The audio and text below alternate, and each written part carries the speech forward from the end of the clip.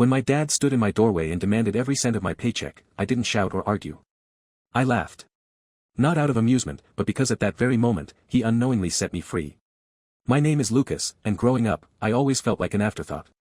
My mom was the only one who ever saw me, really saw me, my hopes, my fears, my dreams. She used to sit beside my bed each night, whispering softly, "Lucas, no matter what, you're worthy. Never forget that." I clung to those words, even long after her voice was silenced. Mom passed away when I was 11. I remember standing in the funeral home, clutching Amber's hand. She was 8 and cried loudly, attracting everyone's sympathy. I tried to stay quiet, tears streaming silently down my face, hoping Dad would notice, maybe offer comfort. But he just stared blankly, absent, as if the whole world had ended. In some ways, it had. From that day, Dad transformed. He lost his job soon after, too consumed by grief or perhaps just apathy to hold it together. What followed was years of watching him sink deeper into the couch, eyes glazed over, a beer always within reach. His once kind voice turned harsh, his patience non-existent. And somehow, he decided everything wrong in his life was my responsibility to fix. Amber, meanwhile, quickly learned to exploit our new reality. One evening, not long after Mom died, I remember clearly sitting at the dinner table, staring at an empty plate while Amber finished a second helping of spaghetti. "Lucas is hungry," she said to Dad, her voice innocent but her eyes glittering mischievously. "Isn't there more food?" "Lucas is old enough to understand sacrifice," Dad replied flatly, never looking up from his plate. "He needs to learn responsibility." I was 12 at the time. That was the first of countless nights I went hungry. Eventually, it became normal.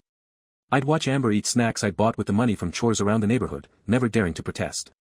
If I spoke up, Dad would just bark that Amber needed extra attention. "She lost her mother," he'd snap, as if I hadn't lost mine too. High school offered no relief. Instead of playing sports or joining clubs, I worked every afternoon at a local pizza joint.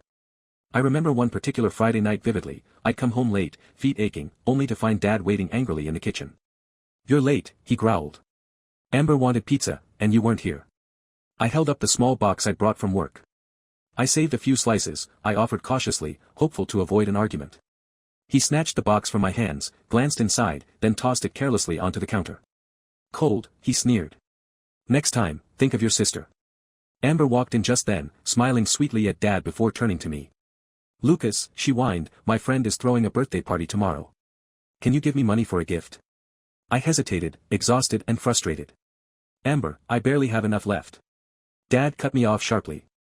"Don't be selfish, Lucas. She deserves to have a life." I handed Amber the last $20 I had. She snatched it without a thank you, already texting excitedly on her phone. Dad just watched, approvingly. I went to bed hungry again that night, staring at the ceiling, whispering Mom's words like a mantra, "You're worthy. Never forget." Years of this dynamic shaped my life. I quickly learned to hide any successes or achievements because any victory was swiftly turned against me. When I was promoted to assistant manager at the warehouse, I was quietly proud, my coworkers cheered and slapped me on the back. Yet, when I shared the news at home, Dad scoffed. "Great," he muttered, beer in hand, eyes fixed on the TV. "Maybe now you can finally start pulling your weight around here." Amber giggled from the couch beside him, scrolling through Instagram. "Maybe now Lucas can finally afford some decent clothes," she quipped, eyeing my worn shoes and stained uniform. Their words stung more than I'd like to admit. Yet, I forced myself to remain quiet, swallowing the hurt, promising myself that one day I'd escape. Every insult, every dismissal, became fuel for my determination. Then, about a year ago, my big break came. My boss called me into his office with good news. I was being promoted to warehouse manager, along with a substantial raise. I felt a rush of excitement, then immediately suppressed it, knowing I couldn't share this at home. The raise meant I could finally save.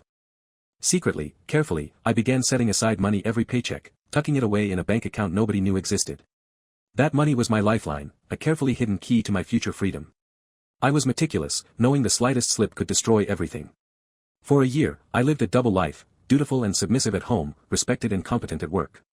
It was exhausting but necessary. Each day, I woke at dawn, returning home late, body aching from 12-hour shifts. At home, I quietly handed Dad my salary, still claiming my old, lower wages, pretending my promotions never happened. But my secret slowly began wearing me thin. One particularly grueling night, after a 14-hour shift, I stumbled through the front door, greeted immediately by Amber's shrill voice. "Lucas! You forgot to pay my phone bill, again," she shouted, tossing her expensive smartphone onto the couch dramatically. "I had to use Wi-Fi all day." "Amber, I'm exhausted." "I'll pay it tomorrow," I murmured, attempting to walk past her to my room. Dad intercepted me, his eyes blazing with anger. You think your sister can just wait? What kind of brother are you? I swallowed, biting back my frustration. I'm sorry. I'll pay it now. Amber crossed her arms smugly, watching as I reluctantly transferred money from my phone. She didn't say thank you, she never did. In my room later, the walls felt like they were closing in. I sat down heavily on the edge of my worn-out mattress, eyes closed, head spinning with resentment and exhaustion. This wasn't living, it was surviving, barely. The weight of my situation crushed me nightly, but each time it felt unbearable, I forced myself to remember my mother's words. You're worthy. Never forget. That quiet voice pushed me onward, whispering hope into my darkness. Finally, after months of careful saving, everything came together. I'd accepted a job far from home, arranged an apartment, even secretly packed a small suitcase hidden beneath my bed. The only thing left was to choose the right moment. But fate had its own plans. After work one evening, exhausted, I'd printed my pay stub at the office, planning to carefully file it at home. Instead, I'd carelessly left it lying openly on my desk, one tired mistake, one oversight. Amber found it immediately, like a bloodhound sensing prey. Her voice, shrill and triumphant, shattered the fragile peace I'd carefully maintained. Dad, she screamed, storming into the living room. Lucas is keeping secrets, he's been earning way more than he's giving us. And just like that, the storm I'd carefully avoided for years finally broke loose. But unlike before, this time I was ready. Dad, she yelled, eyes gleaming with malicious satisfaction. Lucas has been holding out on us. Look at how much money he's actually making. My stomach tightened, dread pooling in my gut. This was the confrontation I dreaded, yet anticipated, for months. Dad stormed into my room behind Amber, snatching the paper from her hand. His eyes scanned the figures rapidly, his brow furrowing with anger as realization hit. When he finally looked up, his face was red with fury. What's this? He growled, thrusting the pay stub inches from my face. His voice trembled slightly, as though my deception had personally wounded him. You've been lying to us all along. I haven't lied, I said quietly, trying to keep my voice steady. I've been giving you what you've always demanded. I never promised to give you everything I earned. Amber crossed her arms, sneering. So you just thought you'd keep your little fortune to yourself, huh? While we suffer. Her entitlement, the same entitlement I'd silently endured my whole life, suddenly seemed unbearably absurd. You've never suffered a day in your life, Amber, I shot back, bitterness rising sharply in my throat. Everything you have, I've given you. Every phone, every new outfit, every party. Amber's face twisted in exaggerated shock, tears filling her eyes as she turned to Dad dramatically. Did you hear what he said to me? How dare he? Dad stepped closer, shaking with anger. Enough, he snapped. Lucas, from now on, things will change around here. Since you think you're so clever, so much smarter than the rest of us, I'll make this easy for you. You'll give Amber 80% of your paycheck. The rest will come to me. You don't get a cent. I stared at him, my mind spinning. The unfairness of it was staggering, even after all I'd been through. But this time, rather than feeling the familiar weight of defeat, I felt something entirely new, defiance. No, I whispered, barely audible at first. Then, louder, clearer, no. I'm done. Dad blinked in surprise, clearly unused to any form of rebellion from me. Excuse me, he demanded. I said no, I repeated, my voice now firm. I've spent years working myself into the ground for you both. I've given you everything, and it's never been enough. So if you want 100%, fine, but it'll be 100% of nothing. Amber snorted, dismissive. He's bluffing, Dad. He's too weak to do anything. Dad studied my face, eyes narrowing suspiciously. What exactly are you saying, Lucas? I'm saying, you're right. It is simple. I'll give you nothing. Absolutely nothing. My heart pounded furiously, but for the first time, I stood tall, no longer shrinking under their hateful gazes. Amber's smirk faltered slightly, sensing a shift she couldn't fully comprehend. You're not brave enough to leave, she sneered weakly. You wouldn't survive a day without us. Watch me, I said calmly. I turned away, ignoring the stunned silence behind me. Reaching under my bed, I pulled out the small suitcase I'd packed weeks ago, fully prepared for this moment. Amber's eyes widened, mouth dropping open in genuine shock as she finally realized this was real. Dad's expression shifted rapidly from anger to disbelief, then finally to panic. You're not serious, he sputtered, voice trembling. Lucas, if you walk out that door, don't bother coming back. I paused in the doorway, suitcase firmly in hand. It struck me then, clearly, how empty his threats truly were. He wasn't worried about losing me, he was terrified of losing his financial lifeline. For the first time, I felt a strange, bitter satisfaction. The tables had finally turned. I don't plan to, I replied coldly. I've spent my whole life sacrificing my happiness for you too. I'm done. Amber stepped forward, her voice sharp with desperation. Lucas, you can't just abandon us. We need you. Her words cut deeply, not because they stirred guilt, but because they confirmed everything I'd always suspected. To them, I wasn't family, I was merely a resource. The clarity of that moment was painfully liberating. You've never needed me, Amber, I said quietly. You just needed my money.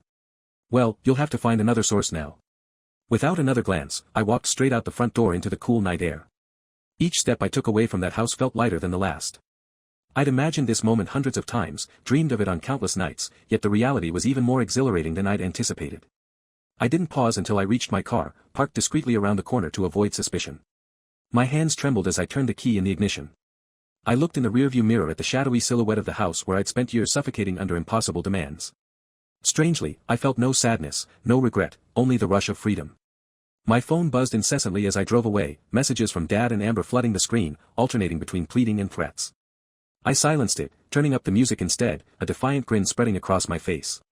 The road ahead stretched out endlessly, a pathway to the life I'd dreamed about, a life without manipulation, without constant self-sacrifice, without them. After a long drive, I arrived at my new apartment, a modest studio in a quiet neighborhood hundreds of miles away. It was small and simple, but to me, it felt like paradise. Here, no one would demand my paycheck, insult my worth, or disregard my dreams. Settling onto my bare mattress that night, exhaustion finally overtook me, but sleep didn't come immediately. Instead, memories flashed through my mind, Amber's entitled complaints, Dad's constant criticisms, the countless nights spent in bitter silence. The memories stung, yet each one reinforced the truth of my decision. You're worthy. Never forget. My mother's voice, once faint and distant, now resonated clearly, reassuringly. In the darkness, those words filled my heart with peace. At last, I'd honored her belief in me, I'd reclaimed the worth she'd always seen. But the peace wouldn't last long, because a week later, my cousin Jenna called with unexpected news, her voice hesitant. Lucas, have you heard? I paused, suddenly wary. Heard what? Your dad sold the house, she explained quietly. They couldn't afford it without you. He and Amber had to move into a small apartment on the other side of town. They're both working minimum wage jobs. I absorbed the information silently, my feelings complex but unmistakably free of guilt. They'd dug their own hole, after all. Then, just days later, Amber herself called, her voice trembling and unusually subdued. Lucas, she said quietly, almost timidly, please, you have to help us. It's awful. Dad's miserable, and I. No, Amber, I interrupted calmly, gently even. You and Dad made it clear that family was conditional, based on what I could provide. But I'm done with that now. Lucas, please, she started again, her voice now breaking with tears. But I didn't let her finish. No, I said firmly, finally. You're on your own. Hanging up the phone felt final, like the last page turning in a long, painful chapter. I knew my journey ahead wouldn't be easy, but for the first time, it was entirely mine. Free of the weight I'd carried far too long, I stepped forward into a future that belonged to me alone.